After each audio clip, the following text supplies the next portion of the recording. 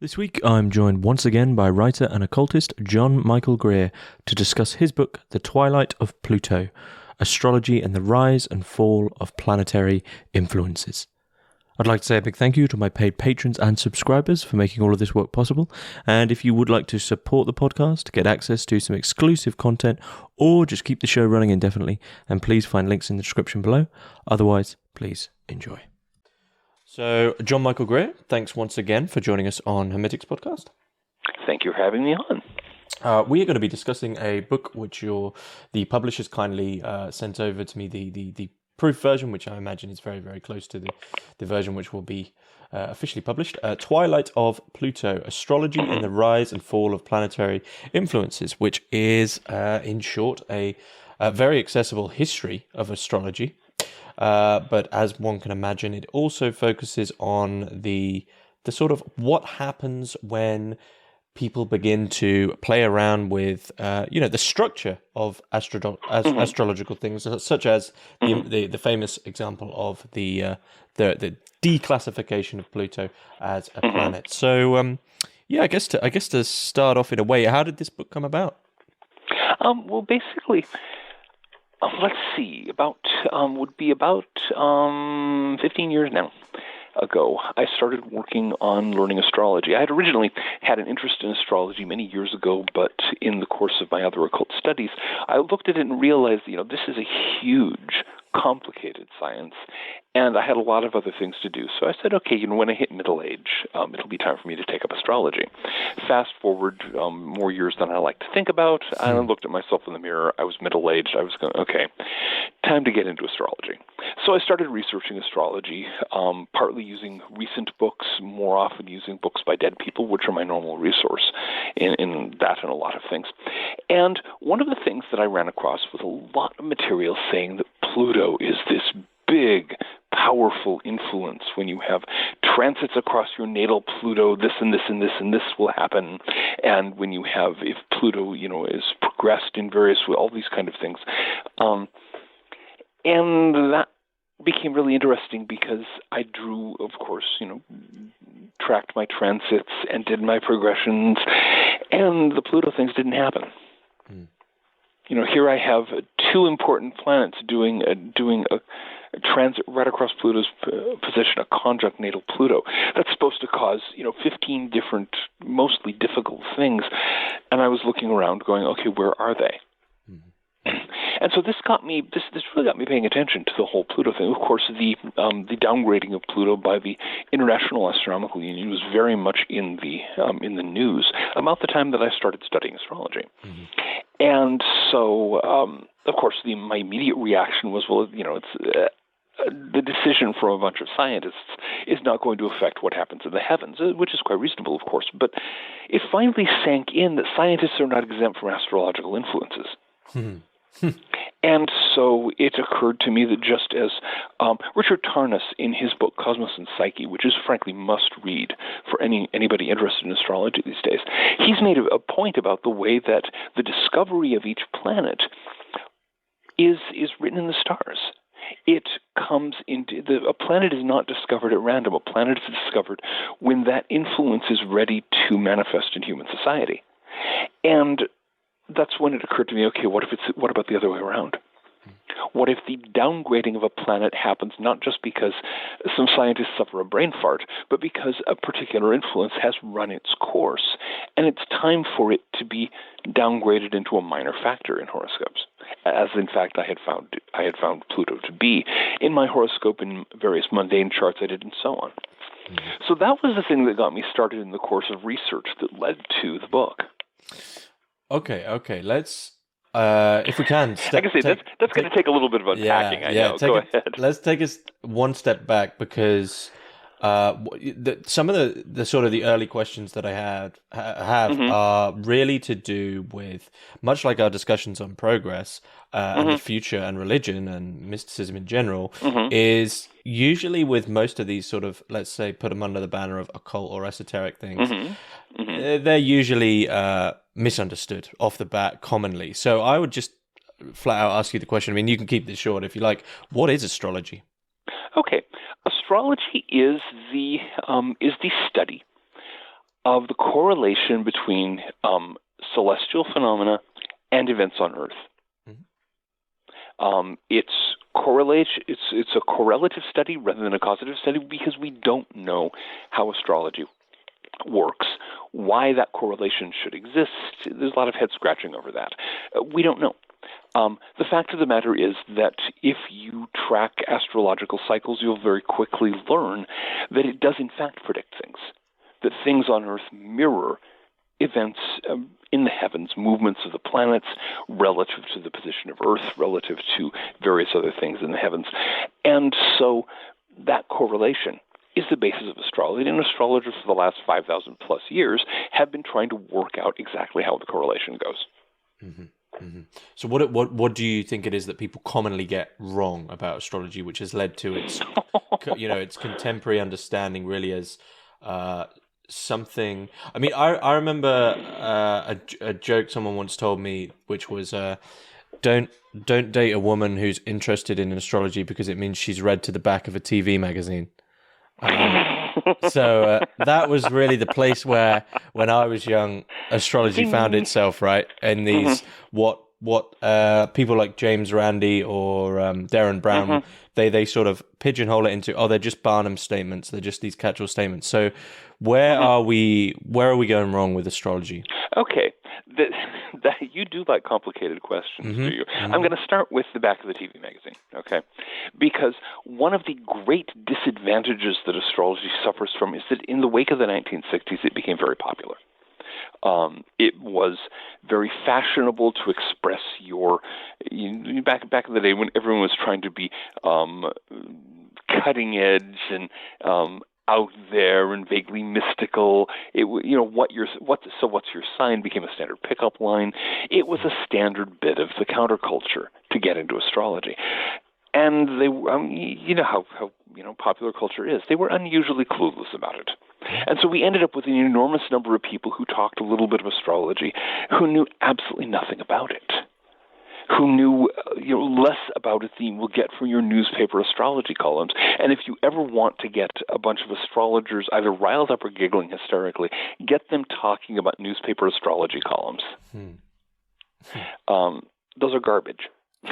They are entertainment. They are for entertainment purposes only. You cannot tell that much about a person by just knowing the month in which he or she was born. Okay,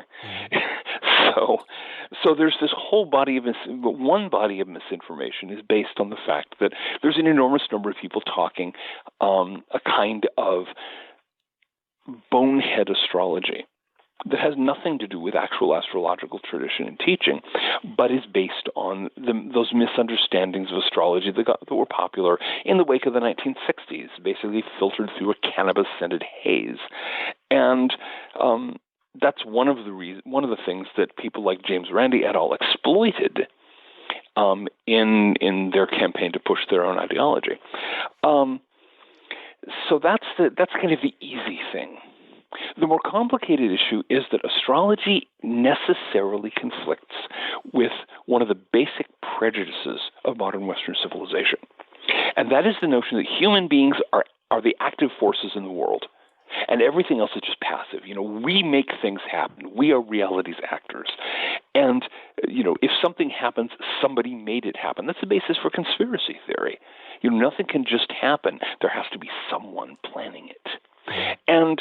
But that attitude, a little less caricatured, runs all through Western society, runs all through our ways of thinking. Astrology is based on the idea that there are patterns that are not human in origin, that decide many human things. That it doesn't matter how much you want something, you may not be able to get it, especially if, as the saying is, the stars are not with you. And many, many people find that totally intolerable. One of the ways that the sort of bonehead pop astrology has focused on that is the fixation on astrology as talking about personalities. You go to an astrologer, the astrologer spends an hour talking about you. Well, that's very popular. But the point about astrology is that it enables predictions to be made. And quite routinely, if the person in question is any good, accurate predictions. So But that's not something people want to hear, because a prediction means you can't necessarily get what you want. You can't decide what the world is going to hand you. No. The stars might actually indicate that there's something going on that you don't like, and you just have to deal with. Very unpopular.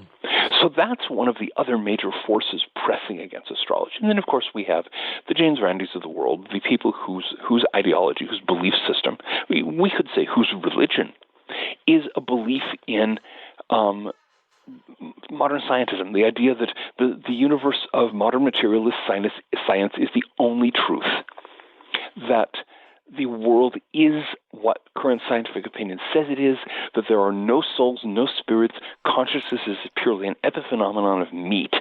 And so astrology doesn't work because it can't work. Astrology must be wrong because there can be no patterns of meaning in the universe that we don't put there.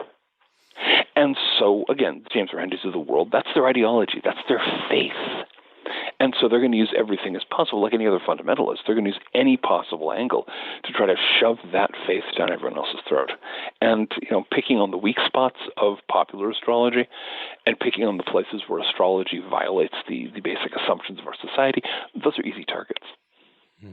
So, yeah, I think I remember you talking about this in one of our previous discussions with regards to the Victorian attitude towards astrology, which was pretty hardcore. So in terms of today, we have these, as we've just said, this sort of back of the TV magazine, some nice things going to happen, and if there is anything bad, it's like there might be a death near you, and that can be like fob dogs. There's like the old lady down the road that you don't even know is going to die, right? But I recall you saying that initially astrology could be very, very specific in terms of frighteningly so. Yeah, in terms of stuff you really don't want to know. So, do you think there was a time when there was a clear cultural shift? Do you think it was the 60s again that we moved into an era where we didn't want to know about death once again?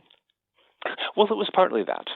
There was a whole series of issues that hit astrology in the early 20th century, the first half of the 20th century, let's say. On the one hand, you had a lot of people involved in the theosophical movement and the various esoteric movements that spun off it, which had many virtues and many strong points, but also tended toward, it was mostly people of the comfortable classes. That's why it collapsed so totally after the stock market crash of 1929. And so there was this very comfortable, the masters are all working for your good. And so there tended to be that kind of facile optimism. It is very difficult to maintain that in the face of things like what happened in the first half of the 20th century, the First World War, the Great Depression, the Second World War, etc. An additional problem was that astrology, specifically one particular set of astrologers shot themselves through both feet in 1939. Charles E.O. Carter, who was a British astrologer, one of the most prestigious astrologers in Britain at the time, in the spring of 1939, got this big conference together, and they all looked at the stars, and they announced that there would certainly not be a war in Europe that year. Mm-hmm.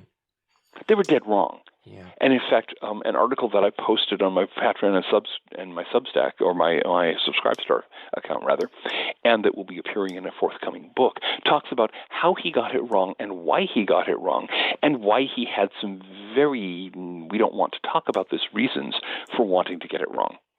But he was wrong. He was hugely publicized. It was all over the media. And so millions upon millions of people throughout the Western world looked at that and said, okay, I guess astrology is a crock. It doesn't work because here's one of the most prestigious astrologers in the world talking through his hat. So that was a severe own goal for astrology.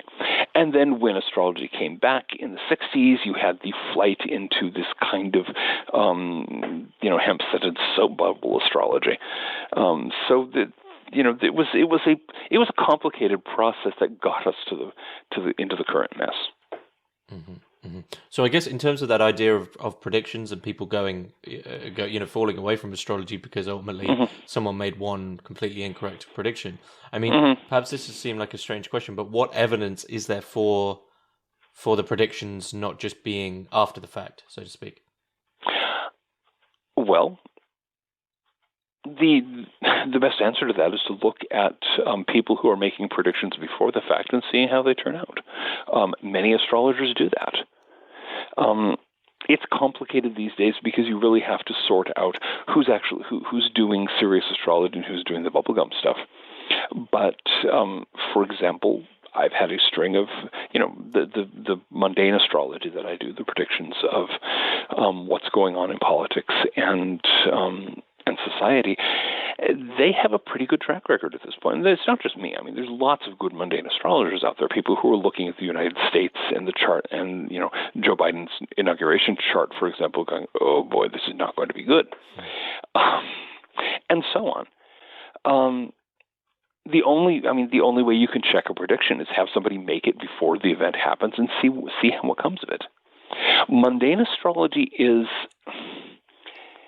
short term in terms of the major patterns that we follow. Things like the ingress charts for the solstices and the equinoxes, they have a range of a maximum 1 year.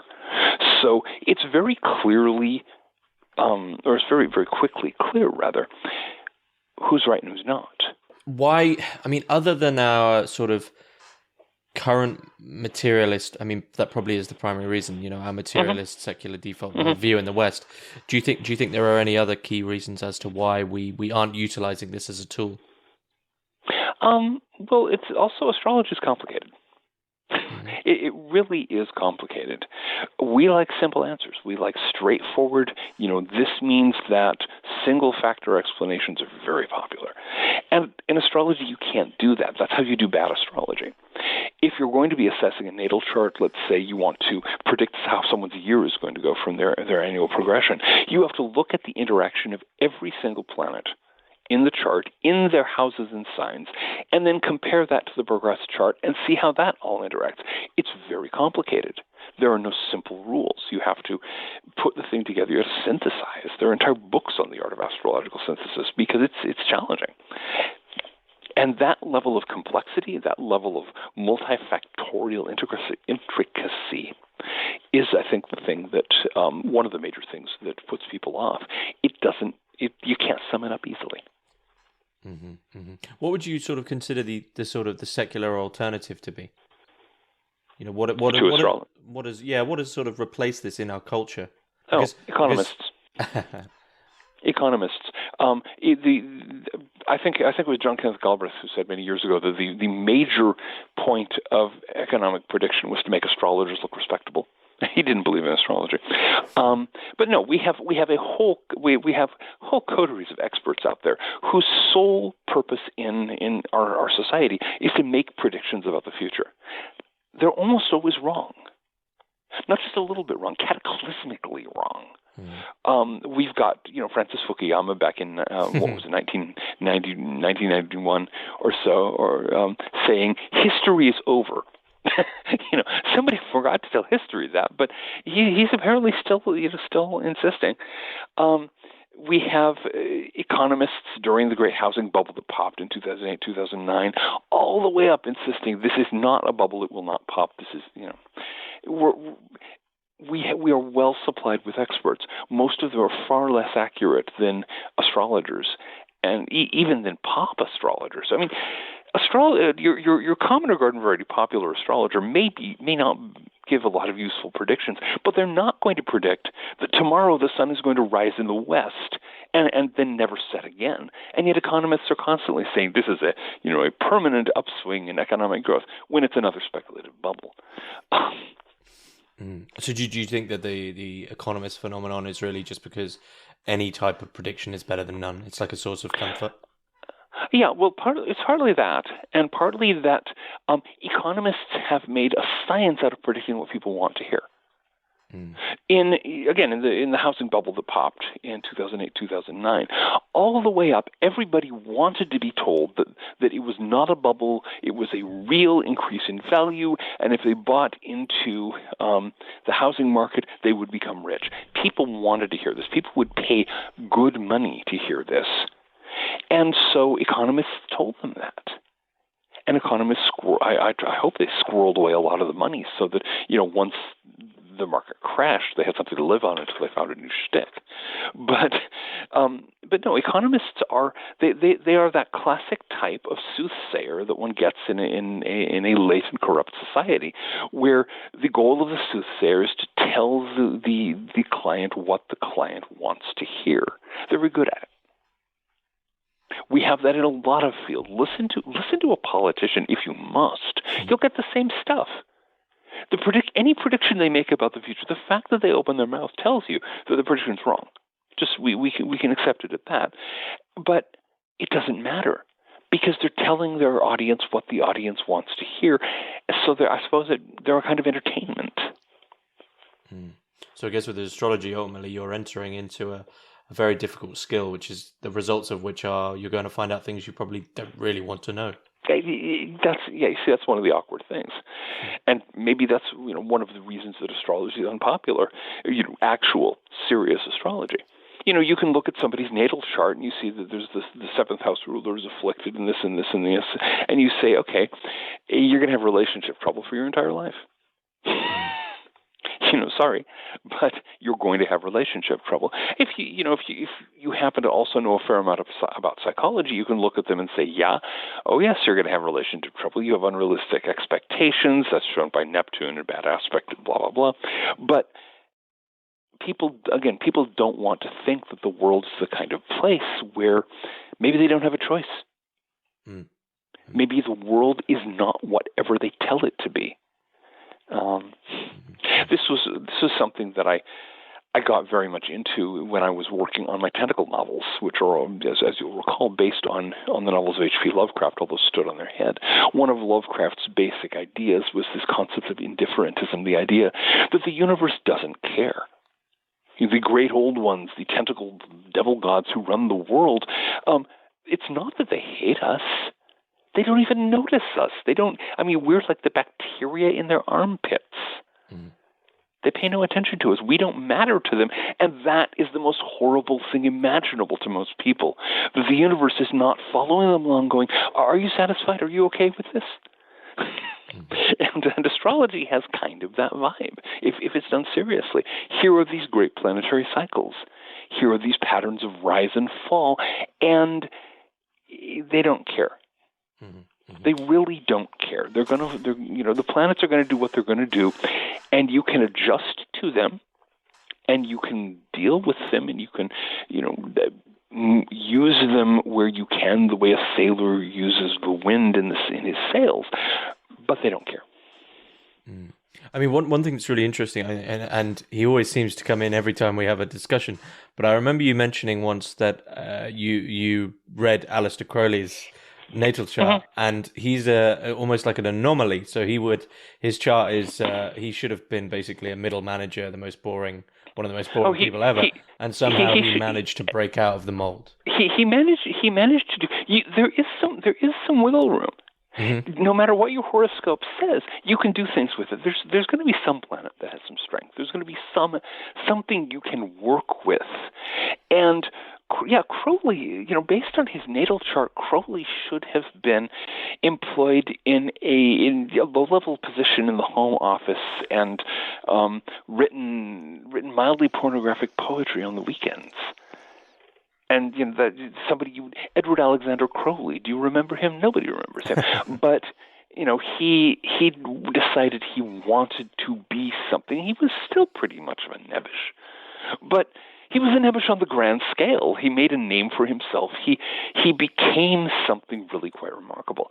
That's the flip side. If you know what your potentials are, what your talents are, what your weaknesses are, and are willing to work with those and exploit them, you can accomplish amazing things. You still, won't become a great poet. Crowley wanted to be one. He wasn't, and he never would have been. But you can have a much more interesting life than your horoscope would normally predict. There is that kind of wiggle room, but you have to make it happen. And even so, there are limits you won't get past.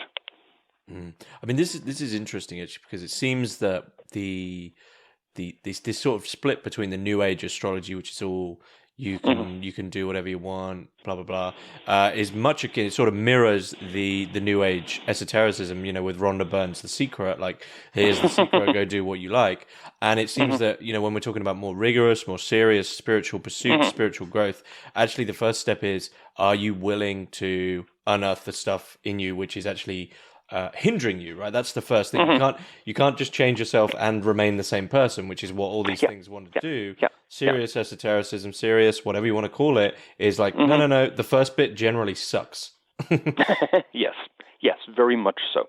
And the thing is, it's important to realize that this isn't a matter of binary extremes here. We don't have, New Age astrology, which is you can do whatever you want, and old-fashioned serious astrology, which is no, you can't.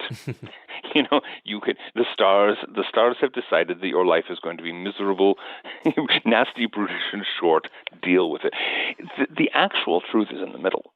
There are things that are determined by the stars and things that can be determined by the human will, and there's a balancing act between those two. There's a saying that's been common in astrology for many centuries. Fools are controlled by their stars. The wise control their stars. The point is that once you know what energies are shaping your personality, what influences are at work in you, where your strengths are, where your weaknesses are, you can work with those. You can manage them.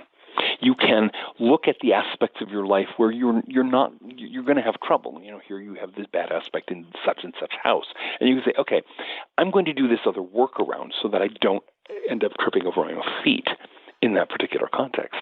And here's this thing that I hadn't even thought of where, according to, Jupiter's in that house. I ought to be really good at that. I'll give it a try. So you've got that wiggle room. And so on the one hand, you've got, there are the New Age astrologer types who are going, no, you can do everything. And, you in the middle, you're actually all the way to the other side. You're insisting I can't do anything at all. And then you get the really fatalist types who insist that, in fact, the stars govern everything and you can't do anything at all. And they're pointing to the guy in the middle saying, you're crazy. You're saying you can do anything.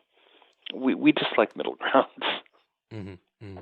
Well, I sort of have to ask because I don't, as you said, astrology is a real skill that takes a lot of time to get into. But one of my friends, recently my birthday, so I've just turned 28, and one of my friends said, "Oh, you need to watch out. What's the big thing? The Jupiter." No, Saturn return. Saturn return. Oh yes, the three great bugaboos of modern potboiler astrology: moon void, of course, Mercury retrograde, Saturn return. So it's a load of rubbish.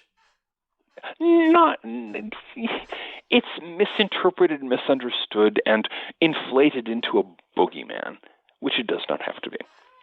A Saturn return. Okay, the planet Saturn takes about 30 years to go around the solar system, and so sometime after your 28th birthday, given the apparent retrogrades and so on, it will start coming into conjunction with the place it was when you were born. And when that happens, there will be a certain amount of shaking and a certain amount of reorientation, settling out of things where you figure, you get to look at the last 30 years and see what you've made of them. That can be a complete hot mess. It can also be simply a period of reassessment. Partly that depends on what's going on in your chart, but partly it depends on how you yourself choose to deal with it. I've just finished my second Saturn return. I'm coming up on my 60th birthday this year. And so, and my second Saturn return was actually not that bad. Well, of course, I knew it was coming. I was paying close attention to it. And so instead of having my life blow up or all the things that are supposed to happen, I've actually had a good year. Things are working during the year when my Saturn return was passing through. My income increased sharply. I had a number of major successes in my writing career. My personal life was quiet and pleasant, and partly that's because I know what to do during a Saturn return, which is take some time to reflect. Don't try to make new things happen yet. Give it a little while. And there are other things you can do to make a Saturn return more comfortable than it would otherwise be. But you can do these things. You can just you can take it easy for a little while. You can reassess. You can evaluate the last 30 years, draw the conclusions, be ready to hit the ground running once Saturn moves past the return, and you begin a new cycle. So really, it's back to that quote that you stated. Mm. These things are probably not too dangerous if you're inclined to the spiritual and you're Hmm. you're self developing, etc. But Yeah. if you're just run of the mill automaton, then it might not go Yeah. too well for you. Yeah, exactly. If you're not aware of any of this, if you're not reflective, if you lack self-knowledge, if you lack the capacity to stop and think about what you're doing, if you believe everything you think, you can land in a world of hurt. But that's true at any point during life. Saturn does not have to be going through a return at that moment. Every single day you get up, if you're simply going through the motions because doing what the media tells you to do and so on, yeah, you're probably going to run face first into a brick wall that day. Hmm. Hmm. So really, the philosophy that we're talking about here is as above, so below. As above, so below. Hmm. Exactly. And that is the central principle of astrology. And again, we don't know why, but it so happens that certain patterns in the other planets and luminaries of the solar system echo known patterns on Earth. And so, as above, so below, as certain things happening in the history of Pluto, so a meeting of the International Astronomical Association. Mm-hmm. And does as often is afforded to us in like sort of the law of analogy or the idea of a macrocosm and a microcosm, does Mm-hmm. astrology then go through to it's often thought of as you have the cosmos and then you have the solar system and then it gets smaller and smaller and smaller. So does astrology go through even to say the bodily level? It certainly can.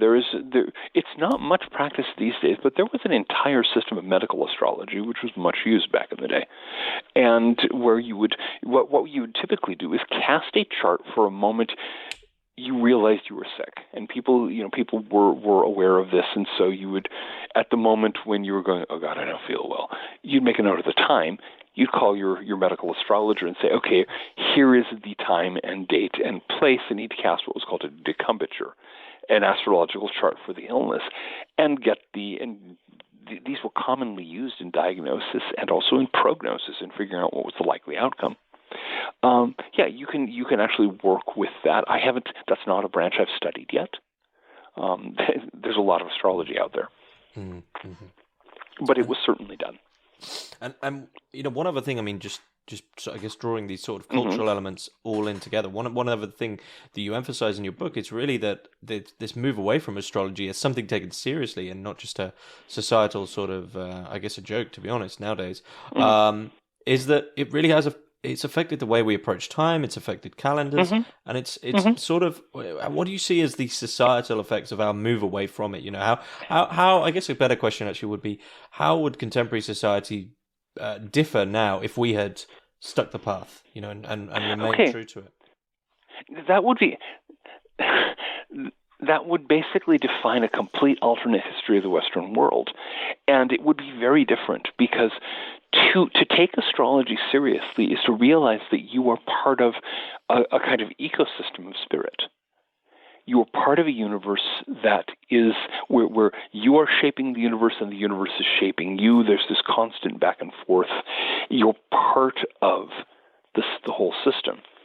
And that is exactly the insight that modern Western societies have rejected most fiercely. It's always, no, I am the individual, I command, or I am the nation that matters, or you fill in the blank. There are various candidates for the one active thing in a passive universe.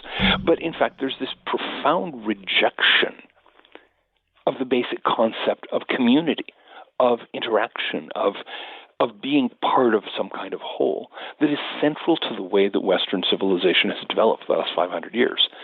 And one of the reasons we are facing the problems that we're facing in the world, of course, in the environmental field and in many others, is precisely that we have this bizarre notion that the universe doesn't matter, that we can do what we want, and there will be no blowback, there will be no cost. So a Western world in which astrology had been taken seriously, in which can continue to be taken seriously, in which the whole way of thinking in whole systems had remained in place, would be a completely different world. I mean, that would I don't even know that I could come up with something on the fly. That's something where you want to write an alternative history novel and spend a long time thinking through all the details. I was going to say, I mean, it would make one hell of a fiction novel. Oh, it would make a great novel.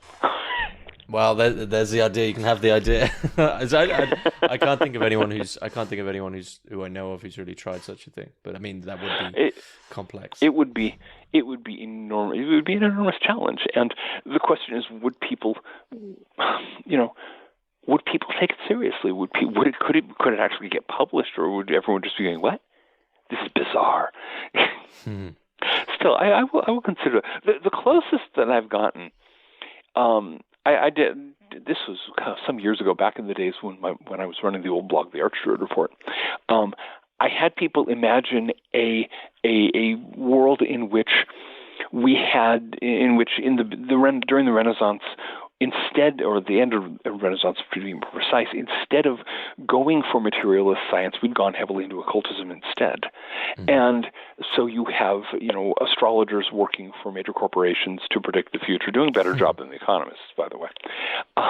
And you have, people going to university to study astrology and alchemy and other serious subjects. And then you have this weird underground, these fringe figures called scientists who have this bizarre belief in things like material causation. And the most popular fiction work of that day is, of course, Harry Potter and the Scientist's Stone. Where you have this kid who's an orphan, he's being raised in awful situations, but it turns out his parents were actually scientists. Wow, I mean, is that like freaky or what? And away we go. I was doing it partly to talk about the sort of major shift in cultures that happened at the end of the Renaissance, and partly to get people thinking about their attitudes towards scientific ideology and their attitudes toward occultism. But that would take some work. Mm. Yeah, I mean, to really work that up into a story. Yeah. I mean, yeah, I did have this question regarding you mentioned our sort of contemporary idea that everything's to do with the individual, me within the consumer society, and obviously, as you call it, bubblegum astrology really does focus on that because it makes it super applicable. And you go, oh, they're speaking to me, and everything's going to be great, et cetera, et cetera. But I mean, was astrology always a pursuit of the individual in the sense of a natal chart, or No. was it? What was it general? I guess what was the initial aim? Okay, all we have to go on here are clay tablet records from ancient Mesopotamia. Those are the early records of astrology. We don't have nobody took down detailed minutes of astrological conferences and meetings of astronomer priests who were getting together to talk about, okay, there are these 5 lights that we think they're not stars. They look like stars, but they're not stars. They move, and what do they mean? And we don't have those minutes. So to some extent, we have to guess based on the remaining star and planet records that we have from Sumerian, Babylonian, and so on. But it looks as though the foundation of astrology was actually political. It was what we now call mundane astrology, the astrology of nations and of politics. You study your astronomer priests studied the sky because they wanted to know what was going to happen to their community, what was going to happen to their city, to their kingdom. And they were consulted by kings and other authority figures who wanted to say, okay, is this a good time to go to war? Is this a good time to dig new canals? What are the omens? And so that collective focus was what astrology originally was. Now, over time, of course, one of the things that the priests learned how to do was, okay, there has been a new prince born, or a new princess. Okay, this prince was born on such and such, at such and such hour. They didn't have really good clocks in those days. So it was, on the 5th hour of such and such a day of the month of whatchamacallit, 15th year of King Sargon. And they would calculate that date and say, okay, I wonder if we can figure out how his life is going to go from that. Let's check. And so the clay tablets were passed on. And 300 years later, the priests are looking through the old clay tablets and saying, yeah, that really worked. That prediction really worked. Make a note when Mars is rising, you get someone who's going to be really interested in warfare when he becomes king. And so it was from that process, through that sort of focus on newborn royalty, basically, that you had natal astrology develop out of mundane astrology. You also had medical astrology coming out of that. You had several other branches developing, but that's where the birth chart came from. It was, doing predictions from the birth of new princes and princesses. The people who cast horoscopes for your current young British royals are in a very, very ancient tradition. So, it was maybe 2.5 millennia later. It was around 600 BC, I think, that we start getting something approximating a horoscope in the modern sense. And then that became quite a common form of astrology. But there the focus was entirely prediction. People would say, okay, I was born at such and such hour and such day, and what can I expect in life? How will I prosper? Where should I go? What should I do? What are the omens around marriage? Should I marry a young woman? Should I marry a widow? They asked a lot of practical questions. If you get your medieval astrology books, they're all about that. Because they're all for working astrologers, and so they assume that somebody's going to come knock on the door and put down the guilders or florins or whatever the coin of the realm was, and they want you to tell them stuff they can use. Many times they'll say, "When will I die? How long will I live?" No astrologer will answer that nowadays. People are frankly too edgy about it. In the Middle Ages, we wanted to know that. In the Middle Ages, your basic client, they said, okay, am I going to die soon? Am I going to die late? And because that's important for my planning. And so it was only through this very long process with various interruptions and periods of unpopularity and periods of renewed popularity that we finally got to the point that to generate the sort of bubblegum astrology we have now, where it's all about personality. It's not even prediction. It's, tell me how wonderful I am. People always basically pay money to hear what they want to hear. So there you go. Yeah. One quite humorous thing you do as an example in the text is basically you take because as we're speaking about here, it's not just constrained to individuals. It's a bigger phenomenon than that. Of course, you use Marxism as an example of something which is astrologically foreseen in a certain sense. So I sort of I guess as an example, as most people will only commonly understand astrology in the individual sense. How can we understand Marxism as this movement, as an astrological phenomena? Okay. We're going to have to bring in some of the other concepts, some concepts to make sense of this. I talked earlier about the way when each planet is discovered, that represents the birth of a new influence in human society. We don't know a lot about the process whereby the 5 visible planets were discovered back in far antiquity. I make some speculations based on archaeology, but we don't know that much. We do know a lot about the discovery of Uranus, the discovery of Neptune, the discovery of Pluto, and also a couple of others which we can get to in a moment. And the fascinating thing there is that, first of all, each of those discoveries really marked a significant moment in the development of history. And each of those discoveries, the force that came in was very much the force that astrologers have found ever since that planet represents. So Uranus, for example, Uranus is the planet of revolution. Uranus is the planet that overturns things. It's a planet of weirdness. It's a planet of eccentricity and going your own way. It's the planet of sexual minorities. And so there it shows up in the late 18th century, right in time to celebrate the American Revolution and the French Revolution. And the development of democracy is something other than this bizarre fringe idea that a few people will scratch their heads over. It's the point at which you have sexual minorities, you have gay and lesbian subcultures emerging as actual subcultures, not just, well, some people do this. It's the point at which science fiction was born. It was not that long afterwards. You have Mary Shelley sitting in the chalet in Switzerland, coming up with this fascinating story called Frankenstein, the first science fiction novel. And so you have Uranus showed up at the right time as this energy hit the ground running. Neptune, same thing, but Neptune is a very different energy. Uranus is this very individualistic energy, this very eccentric, rebellious, Promethean force. Neptune is collective. Neptune is murky.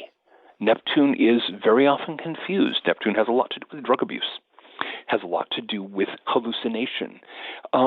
It's where science fiction is the literature of Uranus, fantasy is the literature of Neptune. And yeah, fantasy fiction starts showing up immediately after Neptune's discovery. But so does Marxism in its first phase.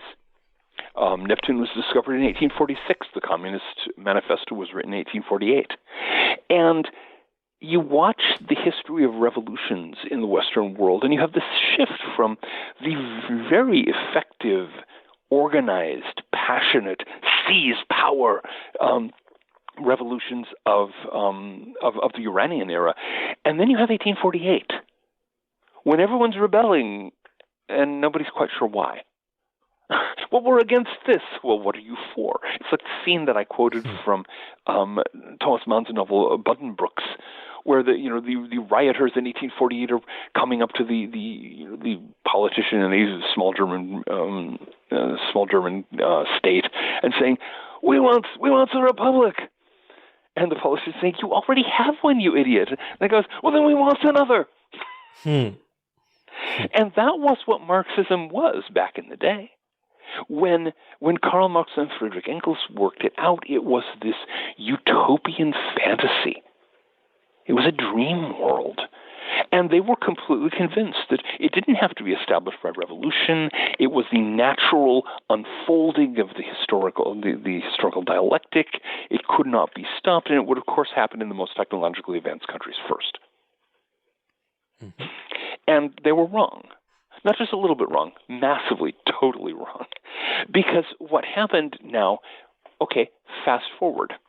I should mention that while the discovery of a planet is a crucial point, there is a Saturn cycle, about 30 years, before the discovery of the planet, and as we'll see, after the downgrading of a planet also.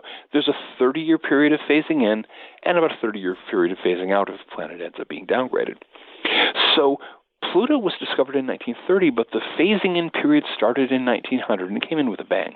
There were a lot of plutonian things that started hitting the ground. And it was right about then that a guy named Vladimir Ilyich Ulyanov, who later was called Lenin, who in exile in Switzerland, he was into Marxism, and he got new ideas. No, it was not going to be sitting around waiting for the historical dialectic to bring the utopia.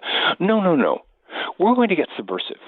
We're going to get organized. We're going to take over existing parties and manipulate them from beneath. We're going to take over countries. We're going to seize power. All these Plutonian themes streamed into Marxism over the period between 1900 and 1930. So you have Marxism going from utopian fantasy to Joseph Stalin as the Plutonian influence seized it. And then, of course, it didn't work. It's one thing about Marx's economic theories. They don't work. They don't work in practice. You try to do them and they fail. And so Marxism is already well on its way toward returning to a sort of Neptunian thing. We see this in America these days, where most people who are involved in Marxism are at universities. They're intellectuals. They're very detached from the realities of what it would mean to try to impose this kind of economic scheme on the world. It's the same golden dream that it was to so many people in 1860 and 1880. Which, in a certain sense, brings us to the sort of the big crux of your book. In a certain sense, what the whole narrative's moving around, and it's not. I guess of course, the title is Twilight of Pluto. But what is really happening when a planet is found and a planet is removed. You have this Mm-hmm. astrological heavenly body foundation, which many people who are, let's say, not so well versed or even ignorant to astrology will just think, well, we just have X amount of planets and that's the Mm-hmm. system we have. They wouldn't understand that some are removed and some are removed Mm-hmm. in time and some are found in time. So Yeah. what is happening in these events? Okay. What's happening? I'm going to use Pluto as a great example because we can. We'll get to the other good examples in a moment. But when Pluto was discovered, he was thought to be a real planet. When the predictions were originally made based on gravitational anomalies with Uranus and Neptune, the idea was that there was a planet out there roughly the size of Neptune. Well, then in 1930 they caught it on film, and it was much smaller. Let's say it's the size of the Earth.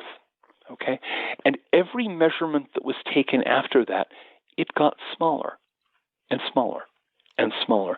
By 1980, a bunch of astrologers wrote, or try that again. I keep on doing that sometimes. A bunch of astronomers wrote a very funny article, which was published in one of the major scientific journals. Not, I think, their April 1st issue, but it should have been, arguing that Pluto would cease to exist by 1984. Here's the various estimates of his size. They form a graph. We draw a line through it. By 1984, Pluto won't exist anymore at all. Because, most people don't realize just how small Pluto is. It's 1/400th the size of the Earth. Mm-hmm. It's 1/7 the size of our moon. It's tiny. Mm-hmm. All the major moons of the solar system are much bigger than it is. And so it's just this tiny little lump of ice. And so what happened in what the what the astronomers did in 2006 was they looked at the evidence, said we were wrong. This was not a planet. This was a little lump of ice that we just happened to spot. And here were these reasons, that we've corrected the math due to satellite flybys. We now know we were slightly wrong about the mass of Uranus and Neptune. There is no other planet out there. There's just these little lumps of ice spreading out toward the Van Oort cloud. And Pluto just happened to be one that we spotted. So on a scientific level, what happened was realizing that a mistake had been made.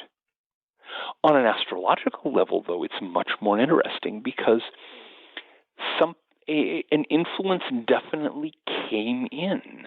Again, there's that period from 1900 to 1930 where all of these Plutonian themes came boiling up out of the underworld of our society and became a major factor. And then they went through this long sort of slope of decline. And then in 2006, they began another 30-year slope toward being, minor issues at most. And you can see this in example after example of Plutonian phenomena. There's the initial rush that brings it in. Organized crime is a great example. Every society has had organized crime, but organized crime as a big deal, as a focus of public attention, as a subject for movies and so on. That was a Plutonian thing. It's very Plutonian. It has to do with the underworld. We even call it the underworld. It has to do with subversive influences, with desires and cravings that we don't like talking about, all these Plutonian influences. And yet it came boiling up in the 1920s and 1930s, peaked right around the discovery of Pluto, about the time that the mass of Pluto was at its maximum. And then it gradually trickled away over the decades that followed. And at this point, it's mostly returned to what it was before 1900. There's street gangs. There are people who deal with illegal substances. And so that's a great example. Marxism follows the same curve. Lots of other things follow the same curve. And so what we see is the rise and fall of an influence, some influence that very powerfully affected human life for a certain period. Mm-hmm. One of the reasons that I like stressing this is that I want to make sure people are not thinking that I'm saying that Pluto wasn't a planet.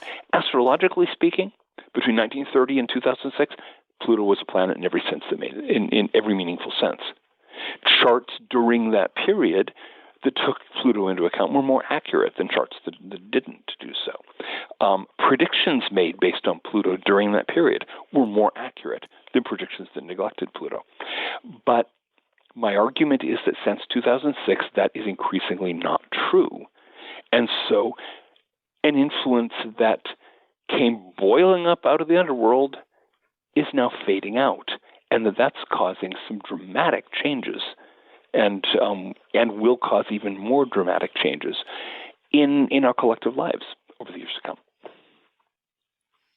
Mm-hmm. So I'm thinking, another thing you emphasize is that planetary bodies, asteroids cause influences. I'm thinking now what you just said there has made me think of what was it called, Ouroboros, that huge asteroid. I can't remember what it was. It was during the Trump campaign. That's all I remember, and I remember thinking, yeah. Are these connected? You're thinking the weird long asteroid that went zipping by. Yeah, that I still think they should have scrambled a spaceship to go up, because it honestly looked like a defunct spacecraft from some alien civilization.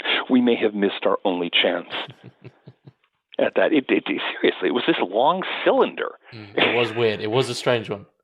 It was a strange one. And so, a long cylinder battered by interstellar debris. We should have gotten a spacecraft up there to take a look at it, or at least swung a probe around it to see the serial number on it or something. But yeah, asteroids are funny things. Now, also, when you have something that goes zipping through the solar system like that, comets, of course, many comets do that. And the branch of astrology that studies comets, it exists. It needs much more development. That's one thing that needs a lot of research right now. Mm-hmm. Mm-hmm. Okay. So what do you think the future of astrology is going to look like? Especially with, I personally see. I'm not going to comment on astrology. I don't know enough to comment on that. But I personally see our default, our view of the Western world, particularly, and it's obviously globalized now. But that view of us as being default secular, I see that crumbling, not super fast, but I see it peeling away fairly quickly, and quicker than most corporations and people in charge would like, because ultimately, if you have a god, if you have some religion or higher calling, it means you don't have to purchase things. It means you don't have to kneel to the state, etc. So I see, as that sort of moves away, do you think we're going to move backwards in the sense of like a return to astrological tradition, or do you think there's going to be new developments in some sense? I think we'll move forward to astrological tradition. This whole metaphor of backward and forward, that's very much a hangover from the myth of progress, the idea that history is going someplace. Astrology has gone into and out of fashion at various times in the past, and it will doubtless go into and out of fashion at various times in the future. One of the things to keep in mind is that society is much less, this whole global economy thing, it's much less pervasive and much less permanent than I think a lot of people realize. Right now, of course, with the reaction to the various sanctions slapped on Russia as a result of the Russo-Ukrainian war, the global economy is splintering. Many countries, if you look at a map of the countries that joined in the sanctions and the countries that did not, the countries that joined into the sanctions are North America, most of Europe, and a few countries in Asia. Mm-hmm. Latin America, Africa, the Middle East, the rest of Asia, they're not interested. They're cutting deals with Russia right and left and arranging to do so, avoiding the dollar as a medium of exchange, and avoiding the SWIFT network and the other Western-controlled institutions of the global economy. The global economy that we have known is actually falling apart around us right now. Mm-hmm. Now, there's been a speculation that I've heard a number of times in the last few years, pointing out that as Asia recovers economically from the long legacy of European colonialism. It's worth remembering, for example, that India was the richest country in the world in 1600 and very nearly the poorest in 1900. That money flowed into Britain. That's what made the British Empire possible, and what made Britain's incredibly high standard of living. Name a country we didn't do that to. The only ones you didn't do that to were countries that did it, that were it was being done to by someone else. Yeah, I say you didn't do that. You didn't do that to French West Africa because the French were doing that. Mm-hmm. Yeah, but that's just it. But the point is that the countries of East and South Asia are naturally extremely rich. They've got the soil, they've got the resources, they've got the huge population. As they recover, they're going to be returning to their former role as the centers of the global economy. And Europe, this rainy, rocky subcontinent sticking off the west of Asia, is going to become much more peripheral as far as the United States. Likewise, it's just kind of out there. And so, but the suggestion that's been made is that during the period when Europe and North America were the economic centers of the planet, one of the main things that the East had to market was spirituality. Mm-hmm. As Asia recovers its economic centrality, one of the things that's happening is that people in Asia are becoming entranced with the mysteries of the exotic West. Seriously, you can go to a bookstore in Japan right now and buy books on Golden Dawn magic, on Wicca, on Aleister Crowley. I mean, Japan has an incredibly rich tradition of esoteric spirituality all its own, but the mysteries of the mysterious exotic West are far more appealing. That's a very deep ignorance of one's own history, though, right? Because but ultimately, what's going on in, say, Steiner, Crowley, Gurdjieff, it's all the same perennial mysticism, which is largely from the East.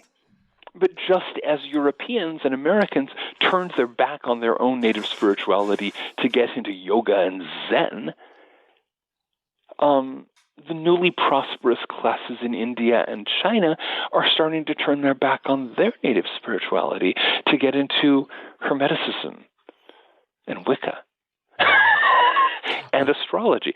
So one of the things that in Britain, in the United States, in other countries that are likely to be clobbered by the shift we're discussing, get to work mastering your esoteric chops. You may be able to offer one of the few significant exports that the West will have in an era of Asian economic centrality.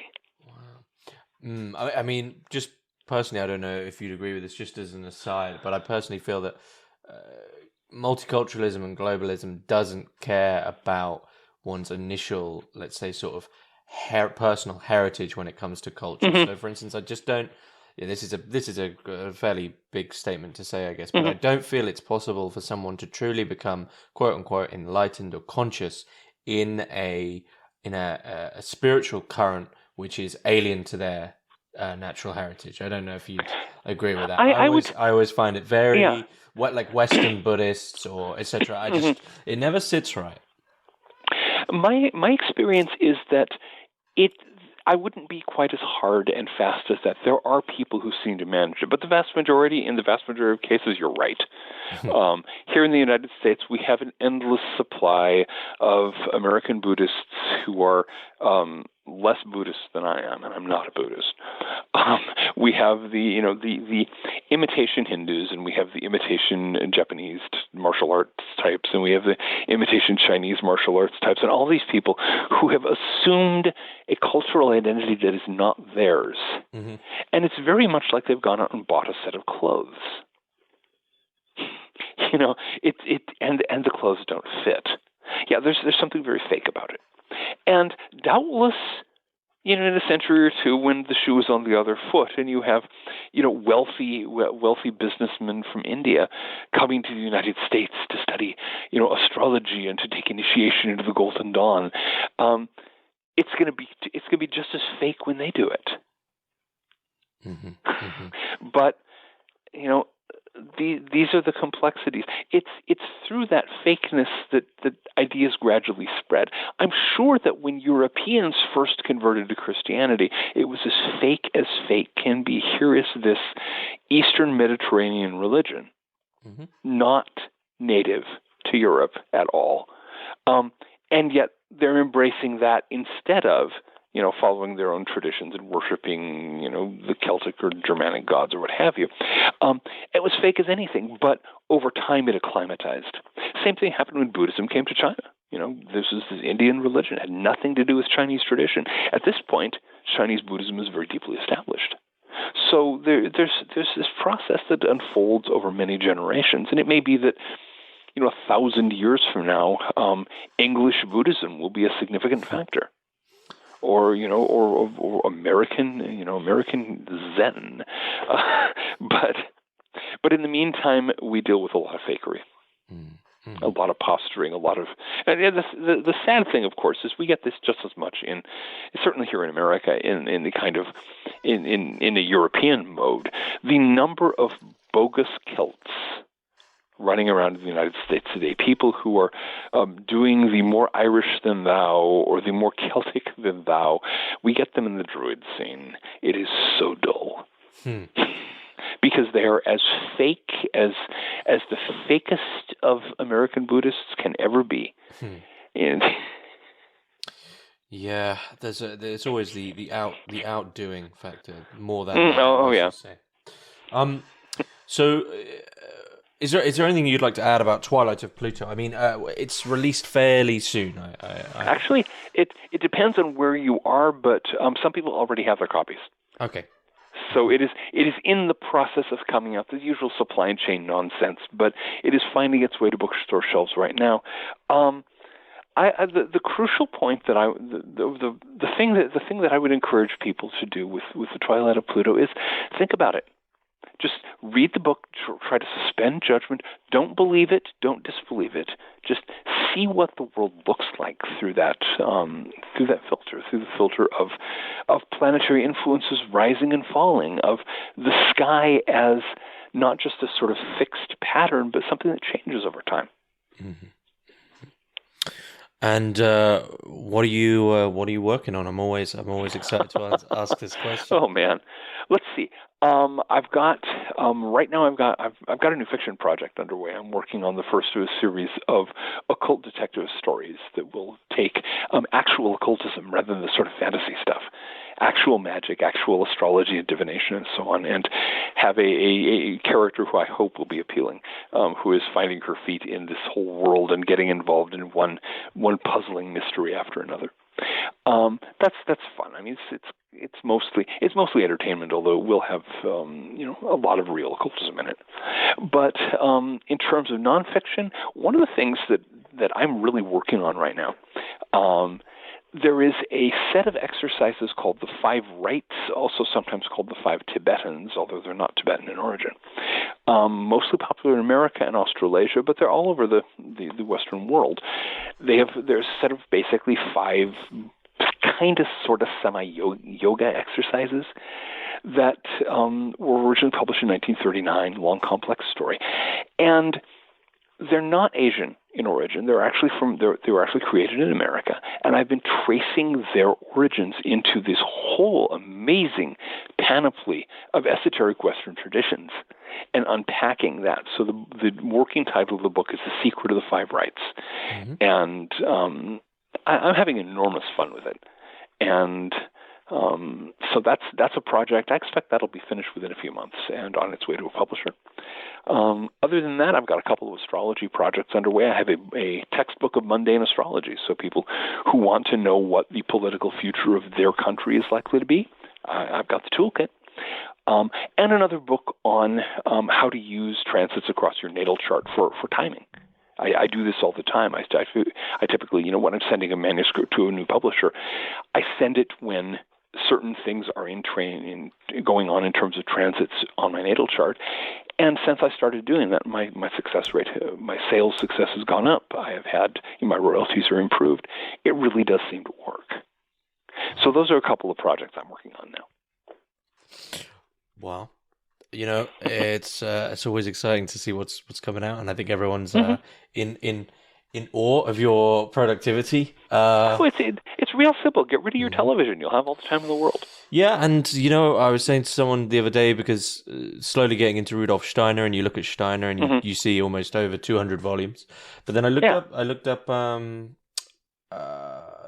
Huxley. There's a science fiction writer who wrote basically more than anyone.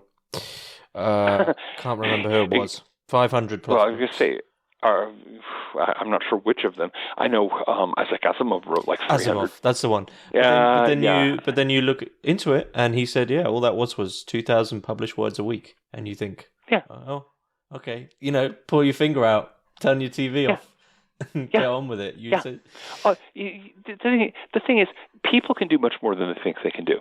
All you have to do, as you say, pull your finger out, get up off the couch, and have a life.